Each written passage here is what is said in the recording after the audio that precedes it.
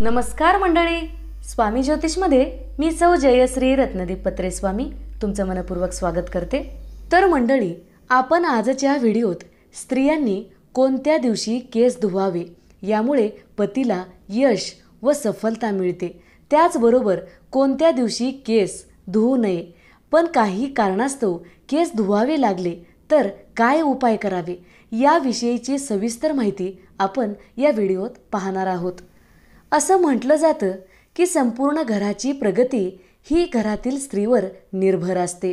स्त्रीचा स्वभाव व व्यवहारामुळे घर सुंदर व वैभवशाली बनते व देवी देवतासुद्धा आपल्या पत्नीला अर्धांगिनी म्हणतात।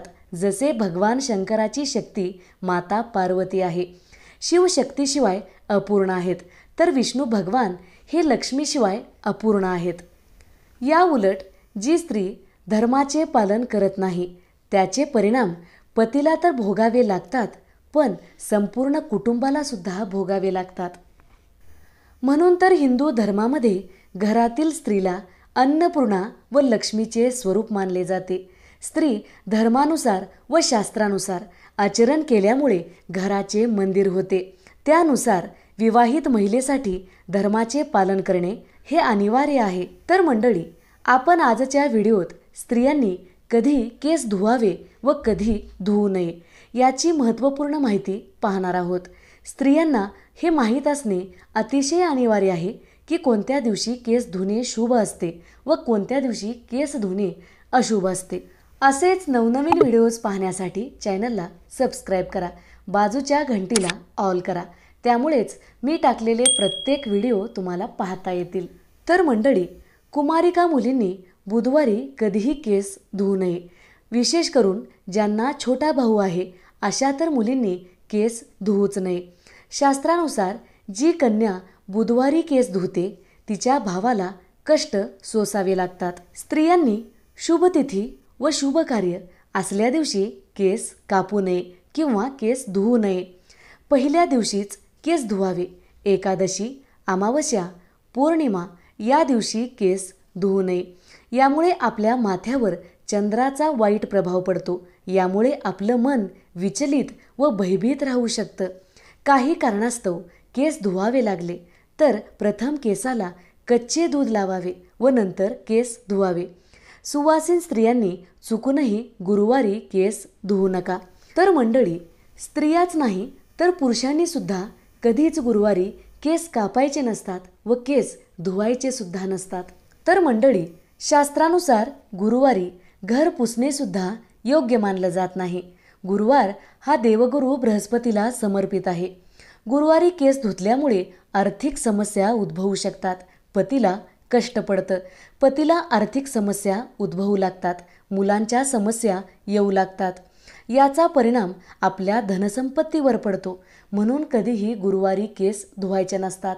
पुरुष असो किंवा स्त्री असो, कधीही गुरुवारी केस धुवू नका। जर काही अडचण आली, केस धुवावे लागले तर पाण्यामध्ये थोडीशी हळद टाकावी व केस धुवावे, याचा दोष आपणास लागणार नाही। शनिवारी केस धुतल्यामुळे शनीची कुदृष्टी आपल्यावर व आपल्या पतीवर पडते, म्हणून शनिवारी कधीही केस धुवू नये। तर मंडळी, शनिवारी केसाला तेल सुद्धा लावणे हे वर्ज्य मानलं जातं। काही कारणास्तव केस धुवावे लागले तर आंघोळीच्या पाण्यामध्ये तुळशी पत्र टाकून तुम्ही केस धुवू शकता। मंगळवारी सुवासीन स्त्रीने केस कधीही धुवू नये। याचा परिणाम वैवाहिक जीवनावर पडत असतो।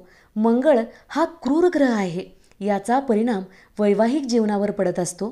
काही कारणास्तव केस धुवावे लागले तर आवळ्याचे चूर्ण पाण्यामध्ये टाकून तुम्ही केस धुवू शकता। मग आता प्रश्न पडतो, केस कुठल्या वारी धुवावे? तर मंडळी, सुवासीन स्त्रियांनी शुक्रवारी केस अवश्य धुवावे। यामुळे पती पत्नीत प्रेम वाढतं, पतीची प्रगती व उन्नती होते, संसारात कशाचीच कमतरता राहत नाही। म्हणून स्त्रियांनी व पुरुषांनी शुक्रवारी केस धुवावे। त्याचबरोबर शुक्रवारी केस कापणे सुद्धा खूप शुभ मानले जाते। शुक्रवारी केस धुतल्यामुळे पुत्र सुख लाभते व ज्यांना पुत्रप्राप्तीची इच्छा आहे अशा स्त्रियांनी शुक्रवारी केस अवश्य धुवावे। शुक्रवारी केस धुतल्यामुळे भौतिक सुखाची प्राप्ती होते। शुक्रवारी केस धुतल्यामुळे पुत्र सुख लाभते व ज्यांना पुत्रप्राप्तीची इच्छा आहे अशा स्त्रियांनी शुक्रवारी केस अवश्य धुवावे. शुक्रवारी केस धुतल्यामुळे भौतिक सुखाची प्राप्ती होते, म्हणून शुक्रवारीच केस धुतले पाहिजे. शुक्रवार हा माता लक्ष्मीला समर्पित आहे. माता लक्ष्मीचा आशीर्वाद मिळावा म्हणून शुक्रवारी आपल्या केसांना शुद्ध करावे. व शुक्रवार शुक्रदेवाचा मानला जातो, जे धनसंपत्ती, भौतिक सुख, प्रेमाचे व सुखी संसाराचे कारक आहेत. या दिवशी केस धुतल्यामुळे सर्व सुखाची प्राप्ती होते. तर मंडळी, आपण या व्हिडिओत कुठल्या दिवशी केस धुवायचे नसतात व कुठल्या दिवशी केस धुवायचे असतात, जर अडचण आली, केस धुवावे लागले तर काय उपाय करावे याची सुद्धा माहिती आपण या व्हिडिओत पाहिलेली आहे.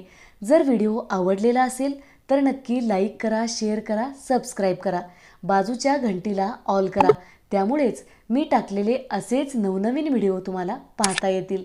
धन्यवाद. हर हर महादेव.